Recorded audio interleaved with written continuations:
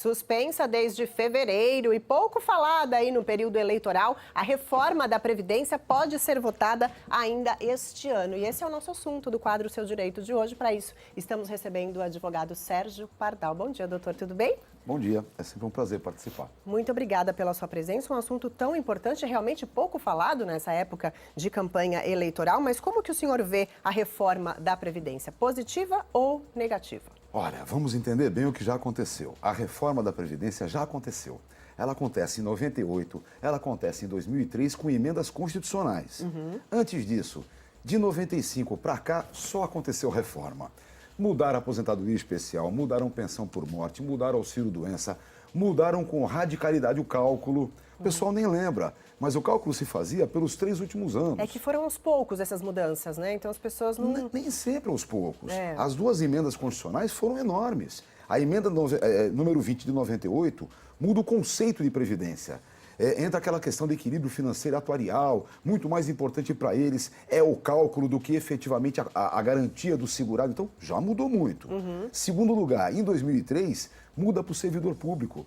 O servidor público foi a bola da vez naquele momento e se você abandonar as regras de transição, hoje não tem muita diferença não. A aposentadoria do servidor tem o mesmo limite, a mesma média, tudo igualzinho. Então, as reformas já aconteceram.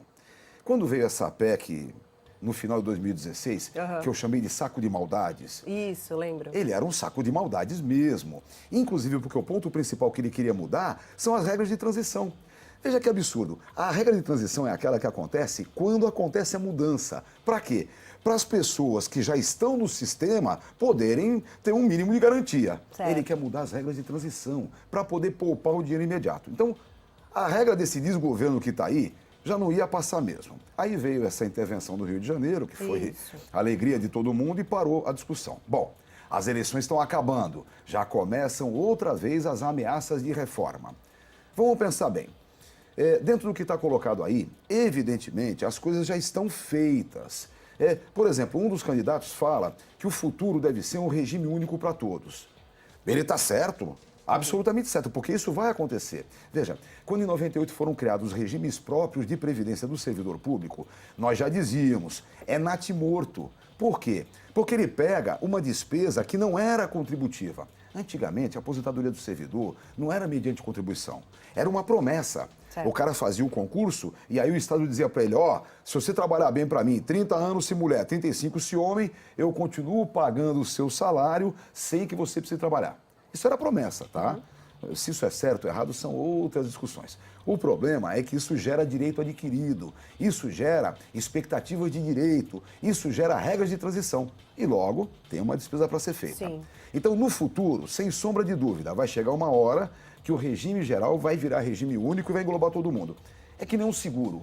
Quando você põe o seu carro no seguro, você quer um seguro grande, não um seguro pequenininho. É a mesma coisa, isso vai acontecer. Entendi. Espera só um pouquinho, doutor. A gente tem perguntas de telespectadores que mandaram pelo nosso WhatsApp. Vamos ver, então.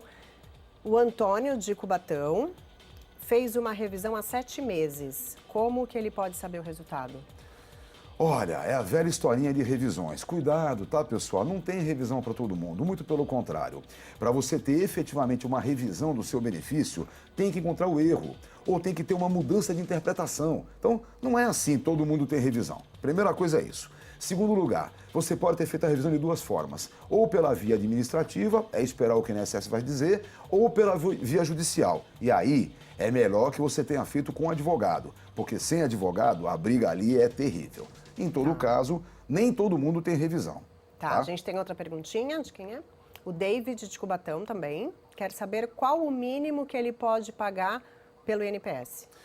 Olha, depende do que você pretende. Hoje tem algumas coisas interessantes. Por exemplo, se você é um segurado facultativo ou um autônomo que contribui porque trabalha por conta própria, você pode pagar de 20% do salário mínimo até 20% do teto máximo, 5.700, buscando a aposentadoria por tempo de contribuição, aposentadoria por idade ou benefício decorrente de sinistro. Agora, se você pretende aposentar por um salário mínimo e é por idade, com 65 anos homem ou 60 mulher, pode pagar somente 11% do salário mínimo. Então, são opções que existem. Agora, só uma coisinha importante. O outro candidato tem uma proposta muito mais complicada. Ele fala em capitalização. E aí é que todo mundo precisa ter a pulga atrás da orelha. Capitalização foi o que aconteceu no Chile. No Chile do Pinochet, do ditador Pinochet, o que eles fizeram? Eles tiraram do serviço público e jogaram para companhias fazerem o trabalho.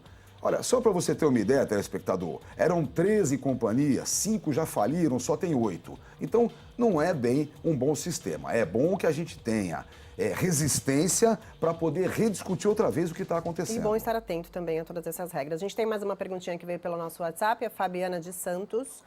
Do jeito que a reforma está, não seria mais seguro investir na previdência privada? Olha, depende muito. Lembra sempre de uma coisa, a previdência privada nunca será substitutiva da previdência pública, por uma razão só. Previdência privada não paga benefício decorrente de sinistro. Sabe, esse tal de auxílio-doença, aposentadoria por invalidez ou pensão por morte, previdência privada não paga não, senhor. Paga para você benefício previsto, benefício que é calculado. Esse o INSS paga fácil também. Então, o conselho que eu lhe dou é o seguinte, até 5.700 INSS, não tenha dúvida, previdência pública. Quem ganha acima disso deve, sem dúvida nenhuma, procurar a previdência privada. Agora, se você tem pouco tempo para contribuir, aí a discussão é de outro nível, né? Aí nenhum nem o outro vai te dar grandes garantias. Tá, tem bastante pergunta, viu, doutor? Vamos tentar fazer mais uma. O Ricardo de Santos, sendo funcionário público em situação insalubre, pode se aposentar pelo especial? Olha, essa é bem interessante. A aposentadoria especial do servidor público ainda não foi regulamentada por lei. Então, ela pode ser concedida com base na outra lei, na lei comum, através de ação judicial normalmente. O único probleminha é que a aposentadoria do servidor, que já está antes de 98, poderia ser pelo último salário com paridade de reajuste. As ações que a gente tem ganho de aposentadoria especial não tem calculado assim, tem calculado pela média. Então, tudo precisa uma boa análise e uma boa avaliação.